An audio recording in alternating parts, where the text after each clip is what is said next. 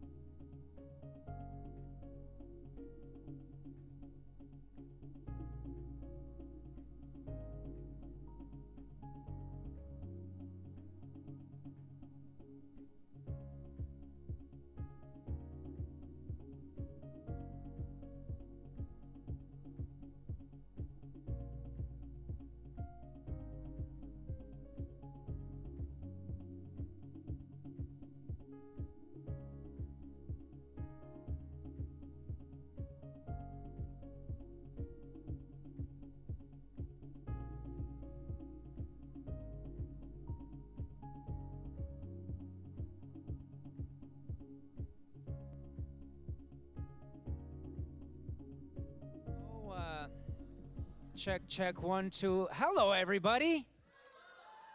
Well, you can get louder than that, right? Hello, everybody. There you go. I love the excitement. Welcome to Freedom Day 2024. Yeah.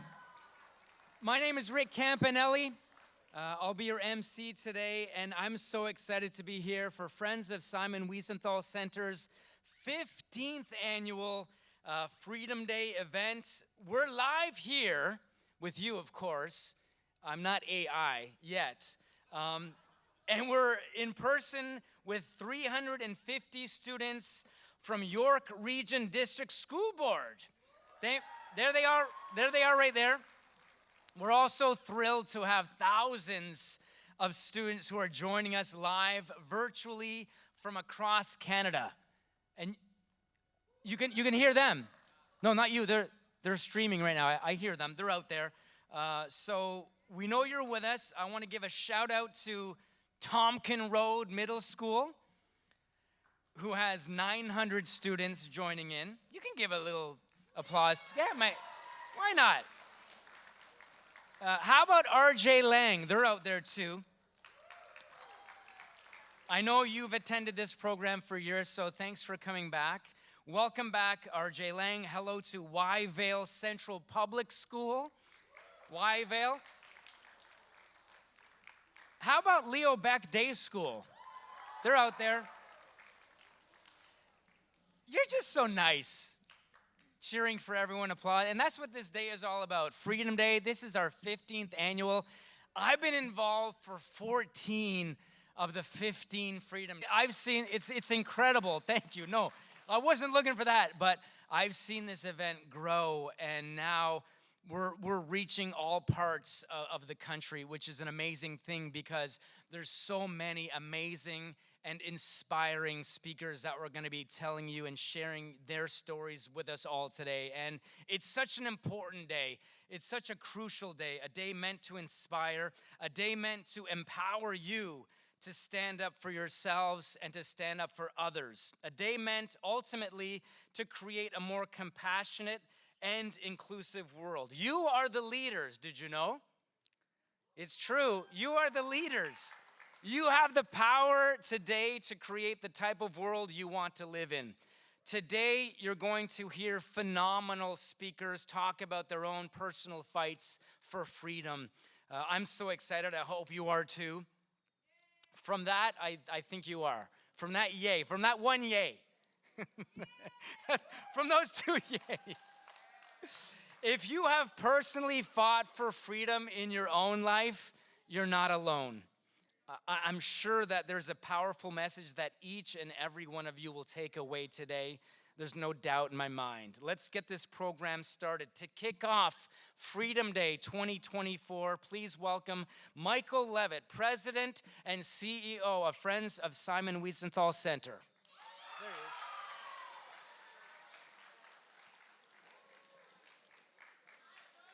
he is. Thank you, Rick.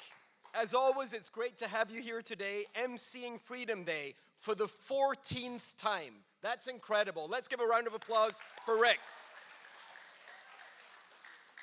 It's also amazing to see all the students in our live audience and to know there are also thousands of students, I think around 4,700, joining us virtually from across Canada today. That's incredible.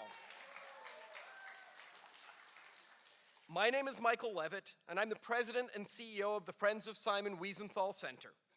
I would like to begin today's program with an acknowledgement of the Indigenous peoples of all the lands that we are on.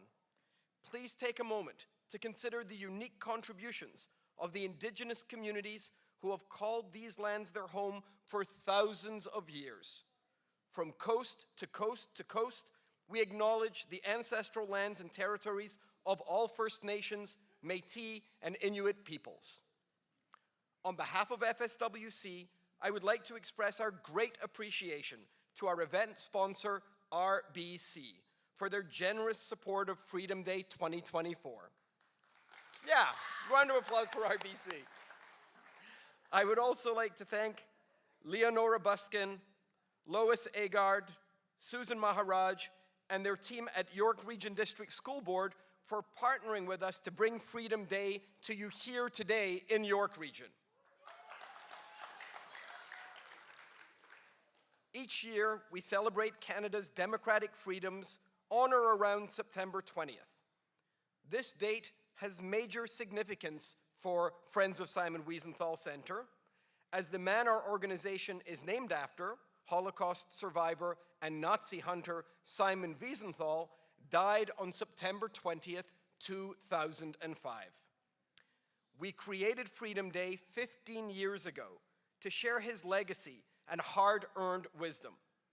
Simon believed, and I quote, "Freedom is not a gift from heaven. One must fight for it every day." I'll say that again because those words are absolutely so important to what we're doing here today. Freedom is not a gift from heaven. One must fight for it every day. Yeah. Today, we honor that sentiment by standing up for freedom, both our own and the freedoms of those around the world. Following the Holocaust, Simon helped in the capture of more than 1,000 Nazi war criminals, continuing these efforts well into his 90s. For us, Simon is a real-life hero who made the world a better place by always fighting freedom and fighting for human rights. Today, most Nazi war criminals are no longer alive, but sadly, anti-Semitism, the underlying hate that fueled the Holocaust, has not died. Indeed, it's alive and evolving in the 21st century, in public, in our schools, on university campuses, and of course, on social media. At the same time, we've also seen a rise in hate crimes targeting other communities. This must stop.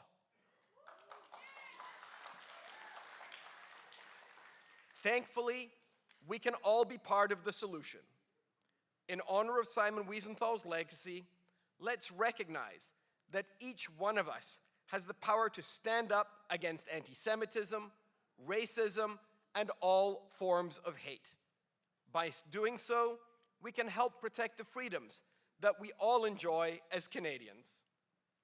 We're fortunate to have a number of Holocaust survivors with us here this afternoon. Could I ask each of our cherished survivors to stand for a moment and wave to the crowd so that we can show them our respect and appreciation?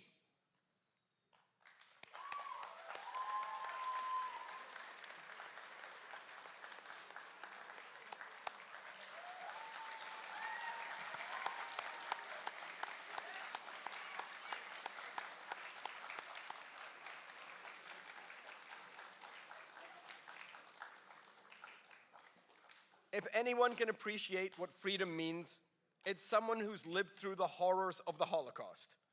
I want to thank all our survivors for their ongoing commitment to Holocaust education and helping us fight hate in all of its forms. I don't know about you, but I'm going to look forward to a great lineup of speakers today. Let's bring Rick back out to introduce our next guest. Rick, the mic's all yours. Thank you, guys. Enjoy.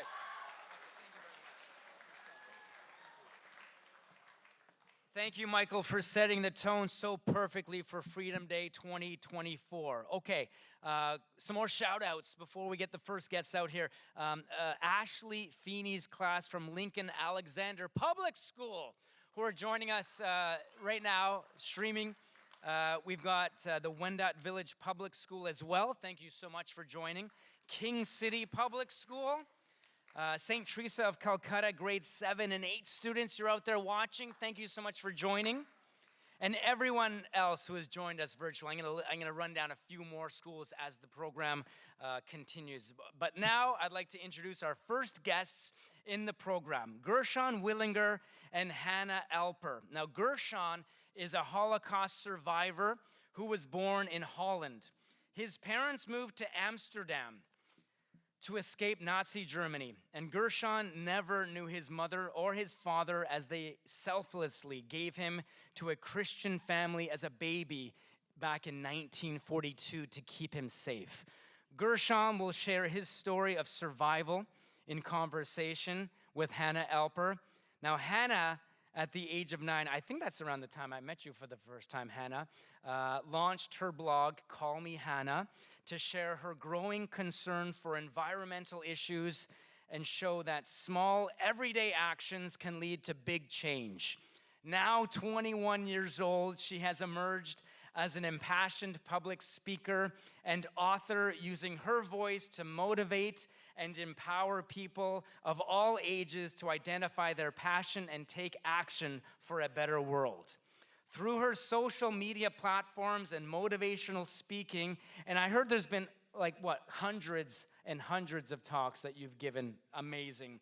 Hannah supports organizations, causes, events, and brands that, like her, are putting good into people, communities, and the entire world. In the last few years, she has channeled a lot of her work into combating anti-Semitism through student journalism and working with intercultural groups to promote the idea that we can replace a culture of hate with kindness and one of injustice with tolerance. Let's hear it for Gershon and Hannah, everybody. There they are. Take it away. Thank you for that very long and awesome introduction. I am really excited to be here.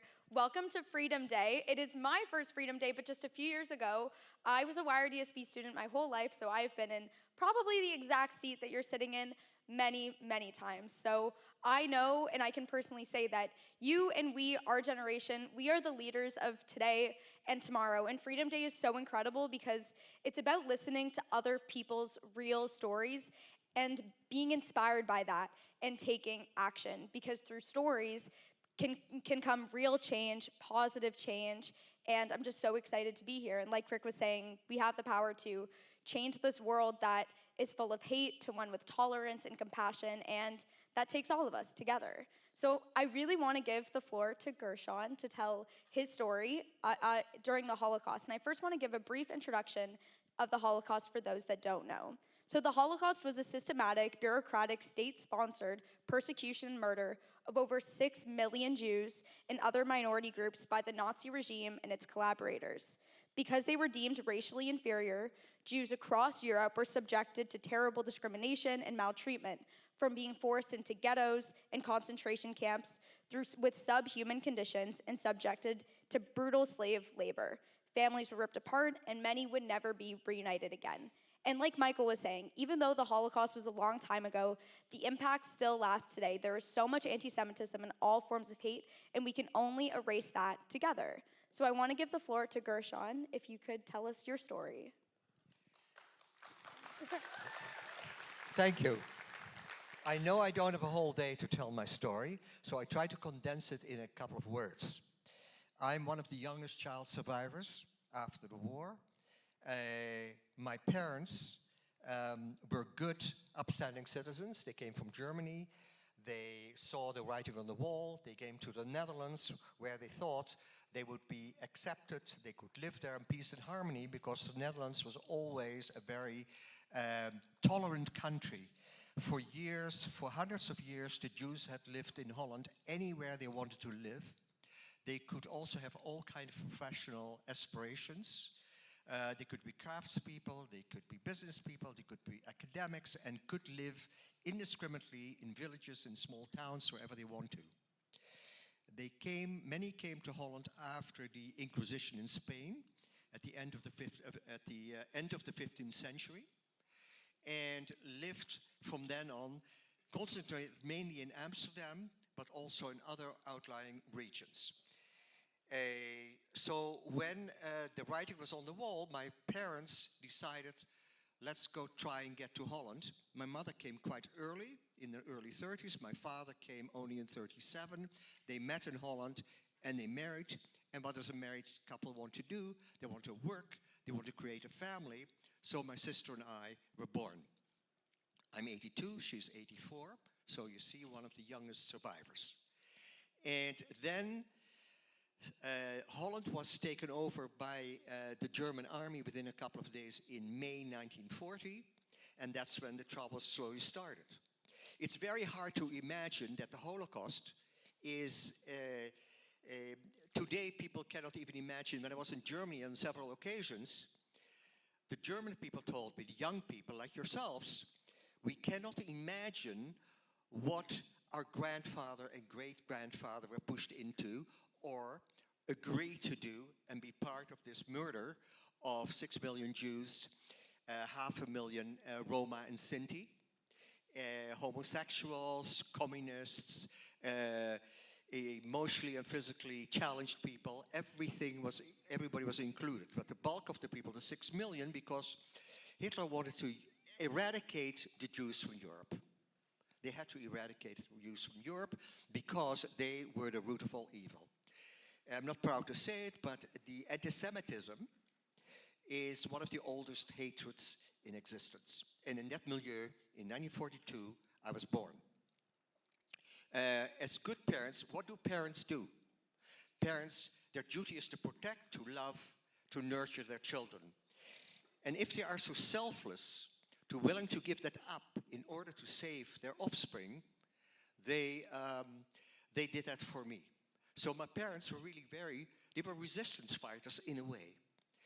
Very selfless, gave me to a righteous among the nations. Righteous among the nations are people, good Christian people, who want to do the right thing. Not bystanders, but people who want to put their money where their mouth is, and they want to help. Endangering their own lives. And I always ask my audience, especially students, if you had to stick your neck out, and you were trying to save someone, and you knew that your wife, your children, your offspring, your family, extended family members would be at risk of going to jail or even being executed, would you stick your neck out and do the right thing? I don't want an answer to that, but that's really, so I hold the righteous among the nations in very high esteem. Don't talk about them enough. Anyway, I was born in that milieu. When my parents saw the writing on the wall, they gave me to the underground in the Netherlands. I was taken to the north of Holland to the Righteous Among the Nations family, who looked after me, and the whole town was part of the rescue of Jews. Even the pastor on the pulpit wanted to rescue Jews. His name is Fritz. And that's the reason I was called Fritz until I was 18 years old. Never my official name. Anyway, there was a bad apple in the bunch. My name was given away and I was taken to Camp Westerbork. Camp Westerbork is a transit camp. Every Tuesday morning the trains left for the east. People did not know what was happening to them because you can't even fathom and imagine what was in store. And people sometimes refuse to believe. But the strength of people comes out here because even in a transit camp, people came from all walks of life. And what they did, they slid into their own little task.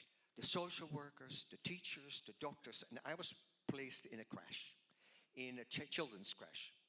And what happened in the children's crash is that I was looked after, but again, fortunately, in this case, the bureaucracy of the Nazi regime was so precise, they didn't know if I was exactly a full Jewish child. I could have had a non-Jewish element, whether it was a soldier or whoever it was, and I stayed consequently from the end of 42 until September, 13th of September 1944, in this camp. After this camp, I was not taken because every Tuesday mornings the trains left for the east. And people with their little suitcases went on the train. They were cattle carts, not places you could sit in very comfortably. Old and frail people, elderly, died en route to the concentration camps. There was misery, but before they left, people said, the collaborators with the Nazi regime said, take a little suitcase with you, because when you arrive together with your family, and when you're there together with your family, you will go out to work, but you will be as a family. Little did they know of the selection, to the right, to the left, the weak, the infirm, directly to the gas chamber with Cyclone B. The others who could work for a little while, worked for a little while. So consequently, I stayed in this camp until the 13th of September 1944. And then, with the last transport from Westerbork, we went to Bergen-Belsen. Bergen-Belsen was very known because typhus was rampant. And I was there only for 2 months with a group of 50 children. And that's why we were known as the unknown children, because we couldn't advocate for ourselves of who we were as people. And when we arrived in Bergen-Belsen, there was, typhus is very contagious, as you know. And we were segregated because we were to be bartered with. If people from the Nazi regime wanted certain people, and that didn't mean that it would save our lives, but we were segregated because it's the contagion was very, very high, and people died by the thousands. And to give you a little bit more feeling for Bergen-Belsen, that's where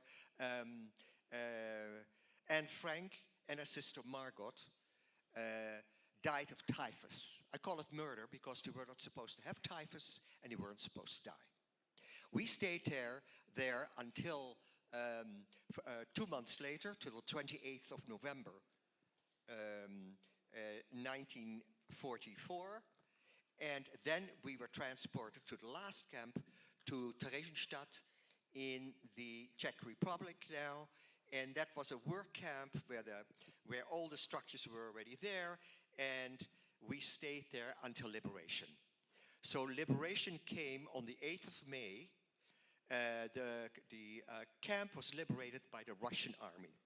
And we were liberated, and then what started for us, little children who had to go back home, who could not validate for themselves who they were as people, who could not defend themselves because our group of 50 children was between the ages of 18 months and 6 years old. But I remember, and then a memory starts, because I live of scant memory and educating myself and research over most of my life. Who am I? Where do I come from? And there was a paper trail. So the bureaucracy, because a Jew was a commodity on a shelf to be used, to be abused, and finally annihilated. So lists no Jew should be accounted for. There was also an inventory list. The inventory list is, so on that last transport, it said 50 children who were taken. So there was an inventory. The bureaucracy, people took great pride in that. And when I came back to Holland, what started with these unknown children is the little Holocaust. So I'm not going to really into detail, but from 1945 till 1950, first I came back to the people who took me before I was taken to the concentration camps for a little while. They told me that it was very hard to look after me because I screamed for about 3 months, and I came full of wounds. And when I was there, a child doesn't understand what parents are if he hasn't had them. So I always felt more comfortable in the company of other children, because from 1945 to 1950 I was in all kind of orphanages and foster homes and so forth. So finally, after 5 years, they found a childless Jewish couple who took me in, and very luckily for me, they were very forward-seeing people, and I was very fortunate to receive psychotherapy for 5 years. It was in its infancy in Europe, and again from the age of 15 to 17. I also was enrolled in special education because I couldn't function very well coming back after the war. I'm sitting to you today very thankful that I had that opportunity to do so. So I lived with them for 10 years, and because I was a foreigner in the Netherlands, I received my citizenship, my first citizenship, when I was 17 years old, because my parents were refugees to Holland. I used that citizenship to leave Holland because I didn't feel that people really wanted me there. So I went to a country that accepted me for who I was and gave me validation for the person I was, and that was Israel at the time, very much in the news today, and I will not go into that. However, that's why I went there. I served in the army because I wanted to defend myself. I also later in life showed that I was quite normal, actually. I finished a bachelor's and a master's degree. I was able to go to university and tell you students, if you're not doing that well in high school, if you're motivated and you want to reach a goal, your education, whether you're very smart academically or not, has nothing to do with it. You have to be motivated, have to want to, and not rely on others. And if you do that, you will get there. I immigrated to Israel. I have my wife of 55 years. I have 3 wonderful children. I don't have the photo to show you, but I always show a photo of myself, my wife, my children and my grandchildren, and say always, this is the war Hitler did not win. I became a social worker. I always worked with youth, special youth, physically, sexually, emotionally abused youth. And because I think youth is the future, even those who don't have a chance. And I gave you only a very little bit of myself. And I hope you learn from it. You, as already was said before me, you're the future leaders. And I hope that you talk to people, educate yourself, don't only look to the media, educate yourself and have dialogue with others. That is so important to do that. Study, find out for yourself. Don't be a bystander, don't provide lip service, do something for yourself. Because that's the biggest message I can give to you. And thank you. Thank you so much for sharing. Thank you.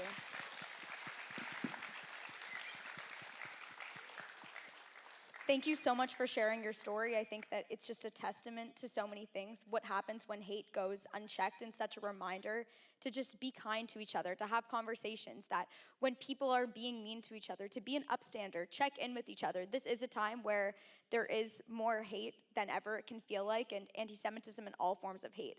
And the only way to combat that is checking in with each other, standing up for other people when you see people being bullied, and replacing that culture of hate with one of kindness, of compassion. So why do you sit here talking to so many students? You've done this so many times, and why are you here today? What kind of message do you want to bring to students in this generation? In short, the message I have to give is that I think there are more good people than bad people in this world.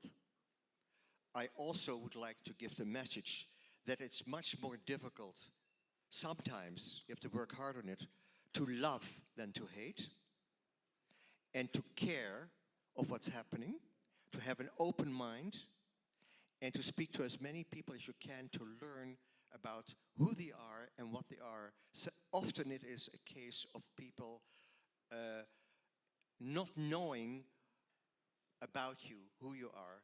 So volunteer your information, give that information, have an open mind, have dialogue, as I said before, and you really have to come to the truth. So you have to be very careful. We have opinions all the time, very, very, very fast we form opinions. But let it be an educated opinion, so that you know about it, because I hear so many people in the hatred at the moment, what's going on with the anti-Semitism in the world and so forth. I always tell people, and I think if you come from different denominations or race or whoever you are, the first message is be proud of who you are as a person. We are all the same.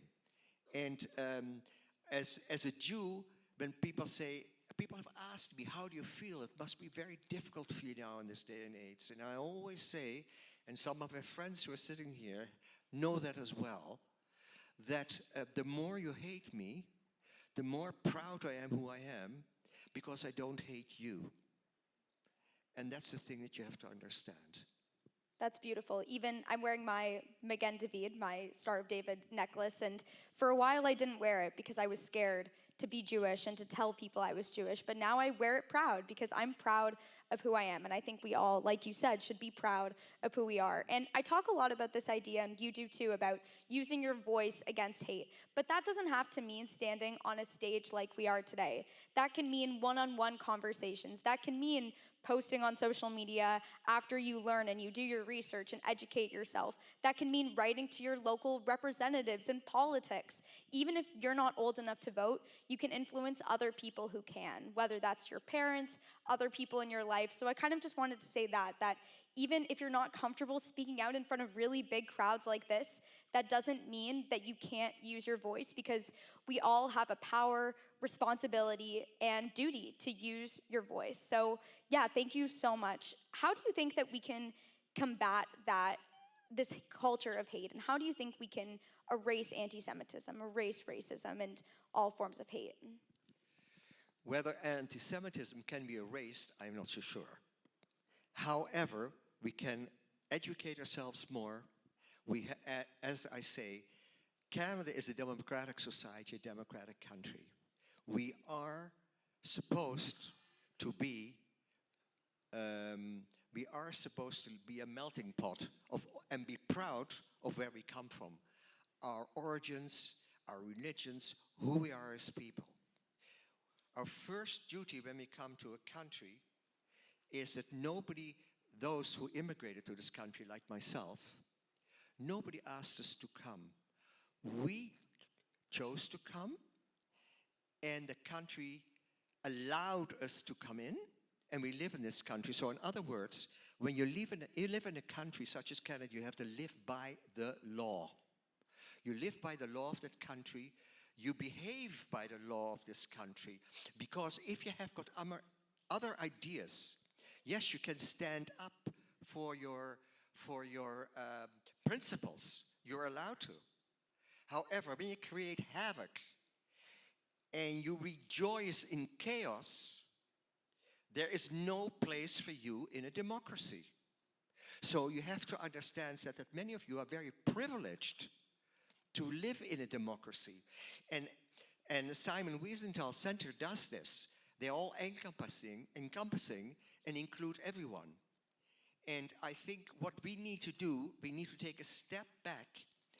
Even if we have certain opinions, and in a democratic country you can have your opinions, we still have to live by the law. We should never be, whatever race, religion, whoever we are, we should not be agitators in this country. How do we have the nerve to a country that is a country of immigrants that accepts you to live there, work against this country? So that's my message. Thank you so much. Yes, mic drop right there, for sure. And yeah, thank you so much for sharing your story and for sharing these messages. And I hope that from Freedom Day, you take the message of being kind to each other, using your voice, standing up in whatever way that means to you. And fittingly, for Freedom Day, fight for other people's rights, fight for other people's freedoms to be themselves, to exercise their human rights. And I'm really excited to see how each and every one of you take action to create a better and more positive world. So thank you so much. Thank you. Thank you. Thank you. So good. One more round of applause, please, for Hannah and Gershon. And Gershon, you have lived through such unimaginable hardships, but to hear your positive attitude of peace and acceptance, it's truly inspiring for all of us. So thank you again for sharing that story. Hannah, you know I'm a big fan of yours. Keep fighting the good fight, and your passion for what you're doing, it really is contagious. So another round of applause for both Hannah and Gershon.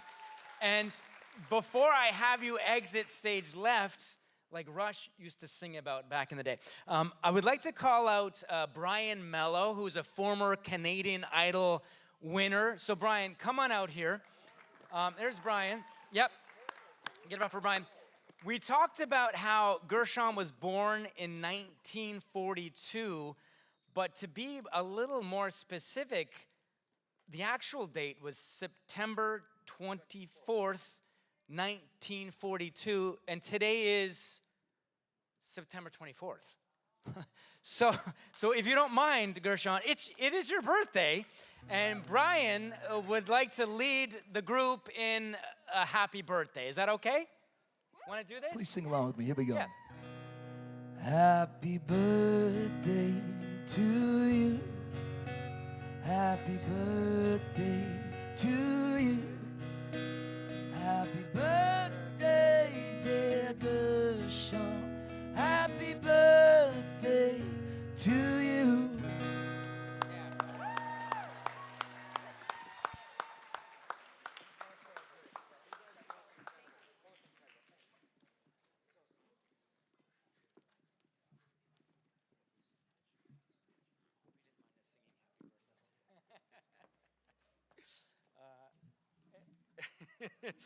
Brian, thanks so much for helping us out with that. Are you gonna, where did Brian go?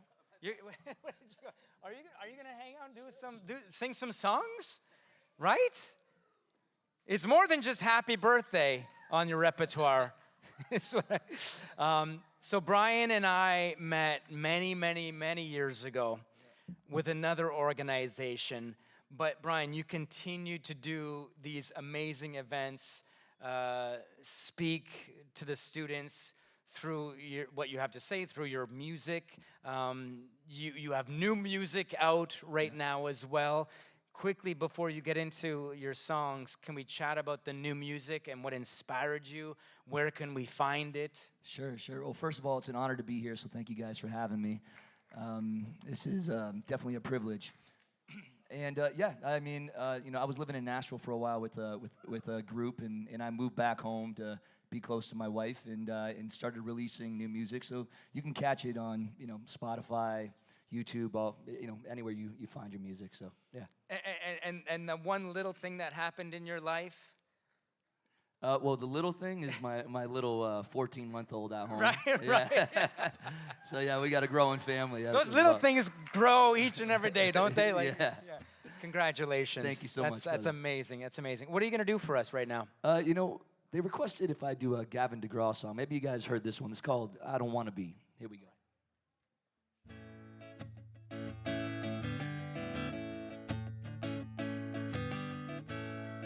I don't need to be anything other than a prison guard's son.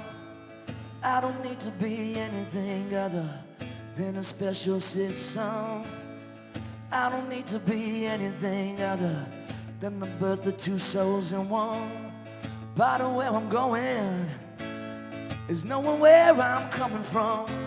I don't want to be anything other than what I've been trying to be lately. All I have to do is listen to me, and I'll peace of mind. I'm tired of looking around rooms, wondering what I gotta do, or who I'm supposed to be. I don't want to be anything other than me.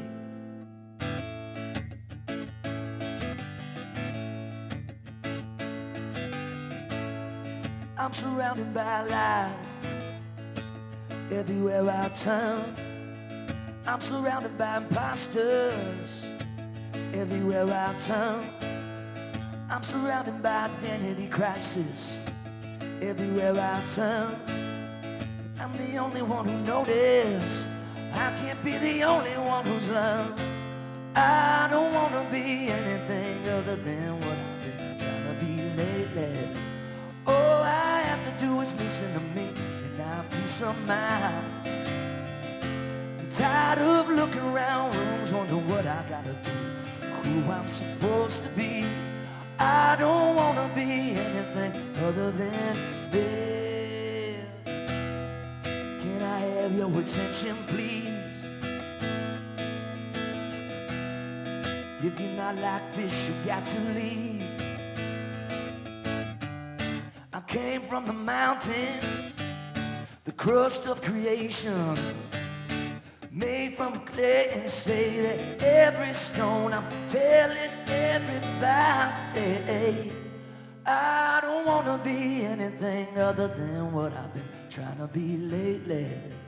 All I have to do is listen to me, I'll be somebody. I'm tired of looking around rooms, wondering what I gotta do, who I'm supposed to be. I don't want to be anything other than me.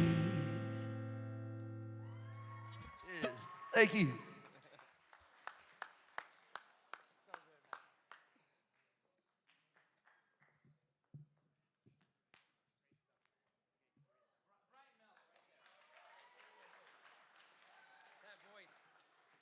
That voice, it just keeps getting better and better. Of course, that was a cover of Gavin DeGraw's I Don't Want to Be. Such an empowering song, don't you think? Don't be anyone you don't want to be. So true. Love it, love it, love it. Thank you, Brian. Brian's going to come back out in a little while, but first, I'm super excited to introduce to you our next guest. He's a joy to be around. I just met him like a couple hours ago, but I say that with sincerity. He is a joy to be around and has a truly empowering message. Originally from Jamaica, Akeem Haynes moved to Canada at the age of 8 with his mother in search of a different life. However, circumstances forced Akeem to grow up very quickly. Early in his life, he dealt with violence, he dealt with poverty, and stages of homelessness. Down but never out, Akeem's resilient attitude, unyielding faith, and disciplined focus helped him find hope in the struggles that he was facing. Now check this out.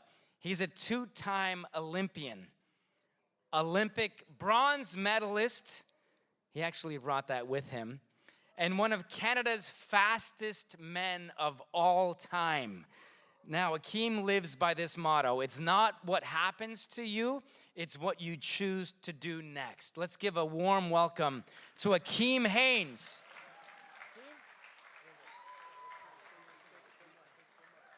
Mic check. Hello, hello, hello. How's everybody doing? So I'm both honored to be here and both challenged to be here. Challenged because usually my shortest presentations are like 45 minutes. So I got about 19, 20, so I got to be on time. Man, 2 things I want from you guys today. The first thing is I'm an honest guy. Like, I like things direct. So I want to get your permission if we can be honest today. So can I get a yes? Yes, if we can be honest. I'm going to ask again. Can I be honest? I like that. I like that. The second thing is I'm going to ask you to repeat after me because these words that I'm about to say are something that I live by. Repeat after me. It's one more time. It's possible. It's possible. See, in order for you to understand why I believe certain things is possible, I got to give you the backstory of my life. Anybody been in Jamaica? Yes, yes, yes. So my mother had me at 18, 19 years old, right? She was just a kid herself. So I was born in Jamaica. When you think about Jamaica, what do you think of, right? You think of vacation, yes? The girls, that's up there. Music. Yes, you think about all the other things. Beautiful skies, beautiful water, beaches, all of the things that you probably heard about in music and in songs, it's all there. But there's also some other things in Jamaica that they don't tell you about. See, I wasn't born in front of the beautiful water. I was born on the other side, right? And I talked about honesty to give you some context on what side that I was born into. In 2016, the place that I grew up in, there was 183 deaths alone, and that was the 3rd highest death rate in Jamaica. So growing up, my mom and my dad knew something very quickly. They had a conversation one day and said, man, Akeem can be 1,000,001 things in a different country, but if he stays here, he might be limited.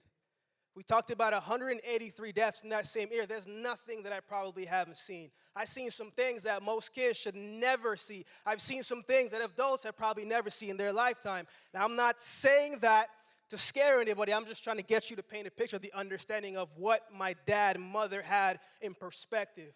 So at 8 years old, I found myself on the plane, going down, flying down, and seeing a sign that said, "Welcome to Yellowknife." Yeah, I'm still trying to figure that one out myself. I don't know what. So we get there, and we get off the plane, and all of a sudden we get off the plane, and I see like these white particles falling from the sky. And I'm thinking to myself, man, my mom didn't tell me that there's sugar falling from the sky. So I, open my mouth, and I'm like, wait, sugar shouldn't be cold, right? Sugar shouldn't be cold. So my first introduction to Canada was an interesting one. I started to see different cultures, different things, and different things of that nature. So we spent 4 years in Yellowknife before we started to Calgary. Anybody know where Calgary is? Yeah, on the other side, right? So we got to Calgary. Calgary was bigger, right? Different things, a lot more sports, a lot more things. As we talked about coming to Canada for a better life, you never really expect things to really go the opposite direction, and things don't necessarily get better. So when I talk about it's possible, it stems from this story right here. See, I was 13 years old, going to school, normal, regular day, right? I woke up at the same time, ate, got to school. I walked to school because it wasn't too far. Did all my classes, right? Played volleyball after school, and I was walking my way home. It was minus 22 outside. And I remember walking home, opening the door, and seeing 4 different garbage bags on the ground. And I'm thinking to myself, there's no way that we ate this much food in this time. So I'm walking a little bit closer to it, and I'm like, wait a minute, like, that's my hat, that's my shoes, that's my other hat. And I start to realize this isn't garbage, this is my clothes. And I see my mom coming down with another garbage bag in her hand, and she says, Akeem, I need you to go upstairs and get the rest of your stuff. I said, Ma, it's minus 22 outside. Like, what are you talking about? Go upstairs and get the rest of your stuff. I didn't really understand what she was talking about. And she looked at me again and said, Akeem, I don't need you to talk back. I don't need this back and forth. Go upstairs and get the rest of your stuff. I come from a Caribbean household, so you know, the first time they'll tell you what to do. The second time they show you grace, but there's no third time. So I went upstairs and got the rest of my stuff. I had a garbage bag in one hand, garbage bag in the other hand, my backpack on. My mom had a garbage bag in this hand, and here we are just walking. 13 years old, no place to go. I remember just walking until we finally got to this bus stop, right? This bus stop was a glass bus stop. It had 4 walls, and we just went and we just sat. And I remember looking at my mom. I said, Ma, like, what's the plan here? Like, why? Like, what are we doing here? What are we going? And my mom couldn't look at me. You see, me and my mom been through a lot of different things, and we would go on to go through more things, but I saw that look before. And that look was she did not have an answer. She had no answer because she felt like she failed her only son. You see, in dark moments in your life, you will realize certain things, and it was in that moment that I realized the power of gratitude. Man, I was so grateful at that time that I had my mom with me going through this time. I was so grateful that I had a jacket because, you know, these Ontario winters are pretty cold, but those Calgary winters, ridiculous, right? But I had a jacket on. I had shoes. I had laces. I had all of these things that I chose to be grateful for. So when you are facing certain things and maybe it's not going the way that you want it, I encourage you to take a moment to step back and to think about all the things that you have that somebody might not have, and perhaps you probably wouldn't be as big. The first time I came to Canada, it was the first time I had ever seen like a plethora of superheroes, right? Batman, Robin, Superman, Green Lantern. It was the first time I ever seen all of them. And I remember watching the Superman movie and Lois Lane always getting in trouble, right? Always getting pushed off stuff. She was on this building, and she got pushed off of the building. And as an 8, 9-year-old kid, I'm watching this. I'm just like, man, it's over for Lois Lane. She's not gonna make this one. And right in the nick of time, Superman came and saved her.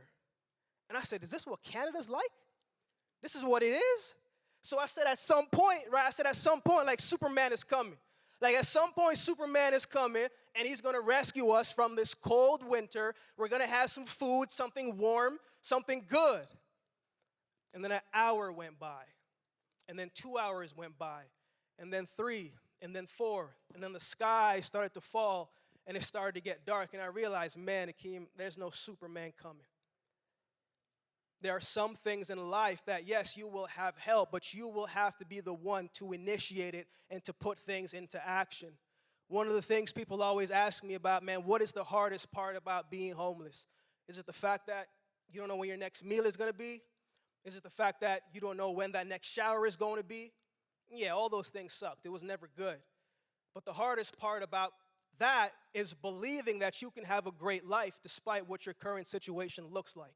So when I say it's possible, it stems from that.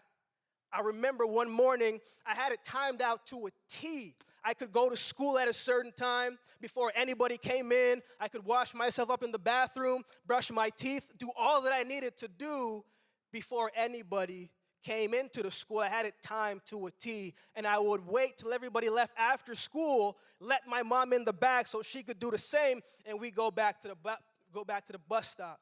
But every single morning that I was washing up and looking myself inside of this mirror, I said, Akeem, it is possible, man. It is possible to do great things. It is possible to make it out of this. It is possible. It is possible. It is possible. There's one thing that you cannot do in this world, and that's play with words. Because sometimes the best things that you will hear are the things that you say to yourself. So for me, it's possible was an encouragement and a reminder that what I'm facing right now is not the end of my story. So when I talk about it's possible, think about some of the things that you want to achieve and want to accomplish. There's certain things that I'm still trying to get there, that I'm still saying it's possible, but if you could see it, doesn't matter if the person left you, the person right to you, that's not their vision, but if you can see it, it's possible, right? Introduction, they talked about two-time Olympian. I had the medal in my back pocket here. And to be quite honest, people always ask me, Akeem, was being an Olympic athlete a dream of yours? It wasn't. I can probably count on how many hands that I've looked at this medal myself.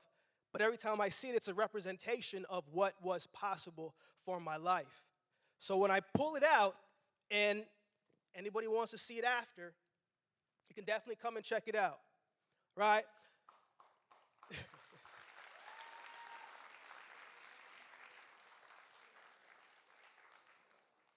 Maya Angelou has a quote that says, I come as one, but I stand with 10,000.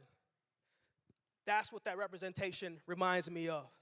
All the people that encouraged Akeem when Akeem was struggling, all the times that uplifted Akeem when Akeem was struggling, all the times that said hello to Akeem when Akeem was struggling, that is 10,000. So before I close up, I'm staying on time, I want to give you this one story that comes to mind, right? So there's these two boys about 13 years old, and they're coming home from school. Middle of winter time, they're walking on the sidewalk, not really paying attention to where they are, but they're just talking, having a conversation, and this big lake is right next to them. It's winter time, so the lake is frozen over solid. So as these boys are walking and talking and laughing and whatever they're talking about, one boy closest to the river is drifting off all the way to the river, drifting into the lake, and he's drifting, and all of a sudden the lake cracks, and this young boy falls into the water, right? So that other boy closest to the sidewalk would do what any of us would do, scream. And he would say, help, help, help, help, help, help me, help me. And this boy who was not in the river, he's looking up.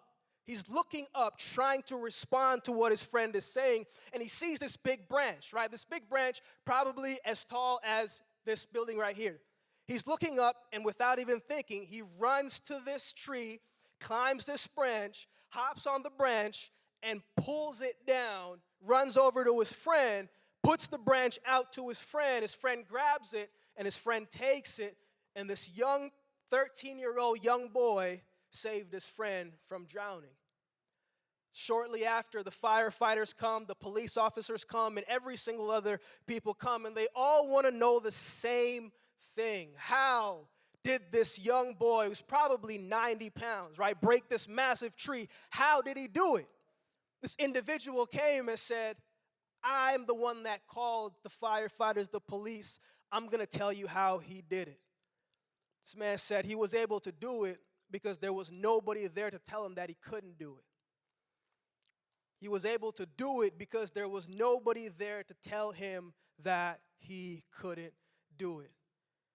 Whatever it is that you see for yourself, despite what you may be up against, despite what is in your path, if you believe it's possible for you, if you believe that it's possible, if you believe that it can be done, if you in your heart of hearts believe it with every single thing that you got, then it's for sure possible, that it can be done, that it can be achieved.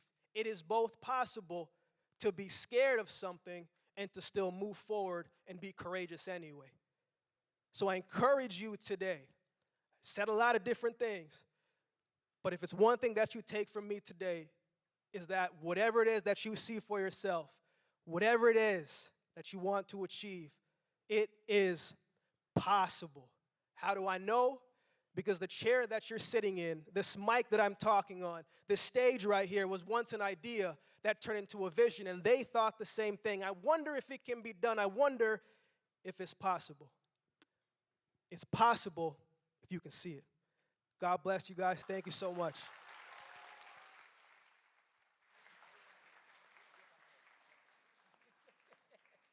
First of all, that was amazing. Akeem, so Superman may have not come into your life at a young age, not that superhero, but what I heard earlier, it sounds like you were raised by another superhero, Wonder Woman, your mom. That's what it sounds. How big of a role did she have in your life, just before you leave this stage? Yeah, my mom taught me a lot of lessons without actually teaching me. I would always watch. So I would see, like, she would complain about things and then go do the thing that she was complaining about. Yeah.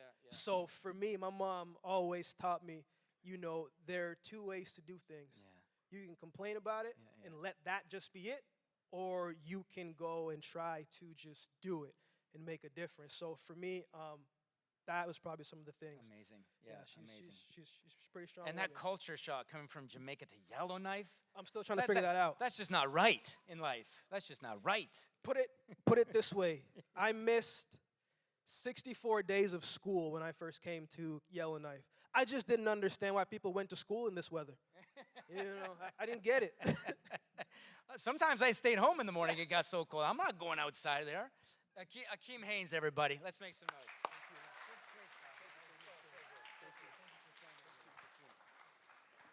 Amazing stuff. All right, moving right along here. I'm so honored right now to introduce our next speaker, Caitlin Ho. Caitlin is a grade 9 student at St. Teresa of Lisieux Catholic High School, and she wants to change the world by speaking up.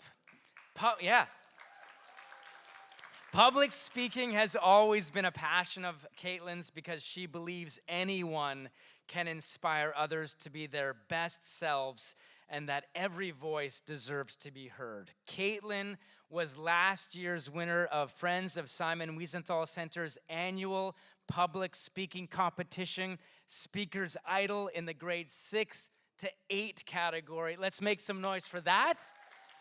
Amazing. I had the pleasure of hearing Caitlin's speech then, and it is one to remember. This is Caitlin Ho, everyone. Thank you so much. Insane, psycho, lunatic. Sound familiar? These are just some of the insulting names thrown around to categorize the mentally unhealthy. The global mental health crisis is real, and it must be addressed now. Our society has created a massive stigma, effectively tabooing the topic of mental health. Personally, living with ADHD, a mellow condition, has brought its fair share of judgment. So just think about what others with more severe conditions may be going through. However, I, like Simon Wiesenthal, believe in the good in people, and that this issue can be fixed. We must take down the wall of stigma, use the power of the good in people, and help students across Canada fight against prejudice. Where does the stigma come from? Well, even though they are recognized as mental conditions, these disorders aren't physical. While, say, a broken arm is easy to notice and easy to treat, the vast majority of mental health issues are hard to spot and progress slowly enough to fly under the radar. Society has also built a thick wall of stigma, each brick crafted with myths, like the common misconception that people can just snap out of it. In reality, telling someone to snap out of their condition is the same as telling them to go run a marathon with a broken leg. Society also seems to define a person by their condition. Someone with a broken arm is not just a broken arm. Yet a person with depression somehow symbolizes depression. Their condition becomes their identity and overshadows practically everything else. These walls act like barriers behind which people are nothing but a condition, and we need to tear them down. The good in each and every one of you can help chip away at the wall of stigma. And on the other side, we will begin to see people for who they really are.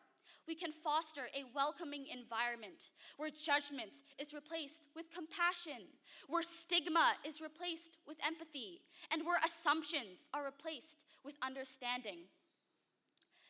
70% of mental health problems begin during childhood or adolescence, and 75% of these children do not have access to treatment. In Saskatchewan, students are alleviating this issue by taking a course called Mental Health and Addiction. One student suffering from manic depressive disorder said, "I kept it inside of me for almost 3 years before I even let my own mother know about it, because no one talked about it." And when talking about their mental health, many students felt like a weight had been lifted off their chests. The good in you can be this listening ear, helping others instead of turning a blind eye. Simon Wiesenthal once said, "I believe in the good in people. And it's because of that good in you and you and you that we will tear this wall of stigma to the ground, and with it will fall the name-calling, the taboo, and the very idea that one's condition is their identity.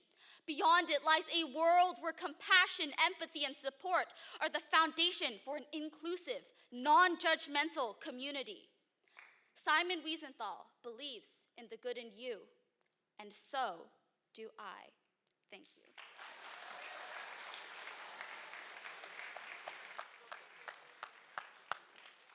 Unbelievable, you're in grade 9. I'm still Thank you. flabbergasted. I got minor niner when I was in grade 9. I couldn't keep my composure like that. That was absolutely inspiring, incredible. All the other words you want to say. Thank you for being here. You have such an impactful stage presence as well, and the content of your speech is so, so crucial, so important. Thank you again, Caitlin, for bringing the issue of the stigma against mental health to our attention today. I'm sure we will all be more sensitive to ourselves and those experiencing mental health challenges because of your words. Thank you again. Caitlin Ho, everybody. Appreciate it, Caitlin. Amazing.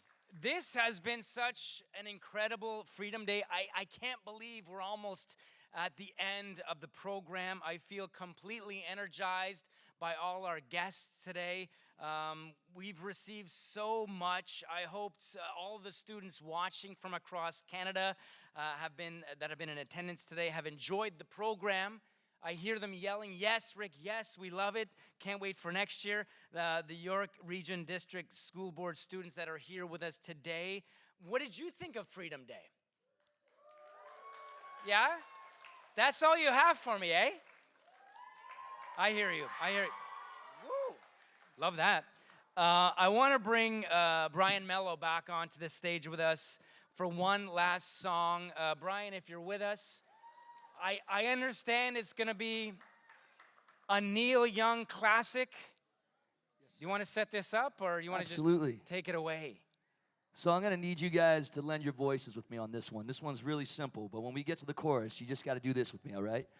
Keep on rocking in the free world. Can you do that with me? 1, 2, 3, and let's practice. Ready? Keep on rocking in the free world. I want the walls shaking when we get to this chorus. I want everyone that's watching across Canada to really feel this energy and this intention today, all right? So follow along. Here we go.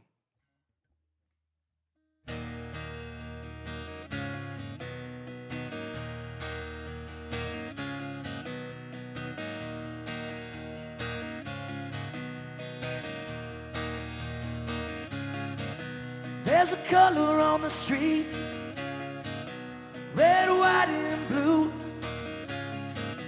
People shuffling their feet, people sleeping in their shoes.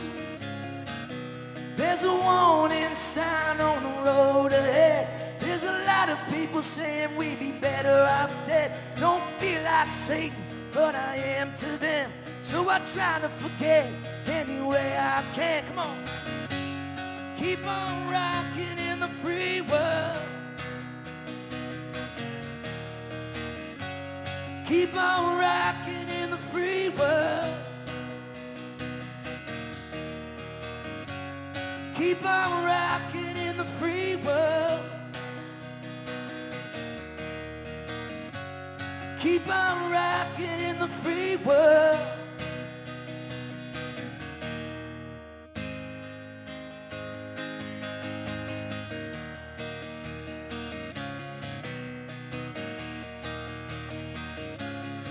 I see a woman in the night with a baby in her hand under an old street light near a garbage can.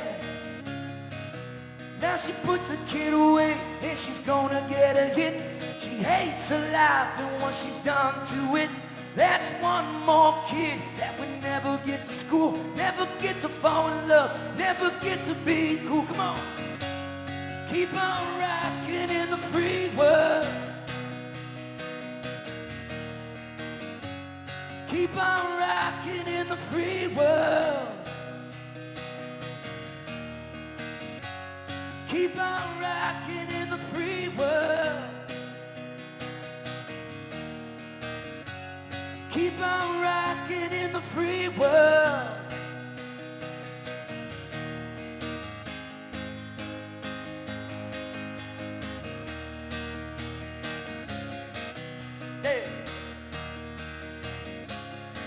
We got 1,000 points of light for the homeless man. We got a kind of gentle machine gun hand. We've got department stores and toilet paper, styrofoam boxes from the ozone layer. Got a man for the people, said keep hope alive. Got a few to burn, gonna do this trial. Keep on rocking in the free world. You too, come on.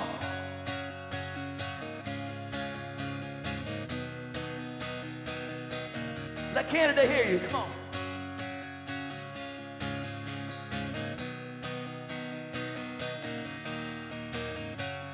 Keep on rocking in the free world.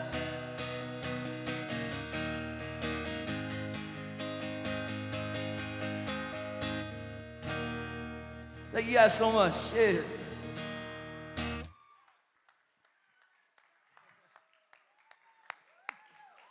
I don't know how Neil Young sang that song night after night. Somebody get this man a hot tea with lemon and honey. The voice.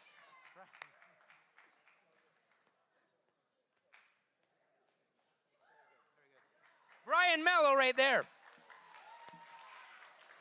And your voices are really good, by the way. Maybe a career in singing and songwriting, perhaps. That unfortunately ends the program for Freedom Day 2024. Thank you so much for being with us. And thank you so much for being out there. A very special thank you to Elise and Miriam and the entire education team at the Wiesenthal Center for Holocaust Studies. Are you gonna come back next year for Freedom Day 2025? All right, make a big round of applause for yourselves as well. Thank you for being part of it, everybody.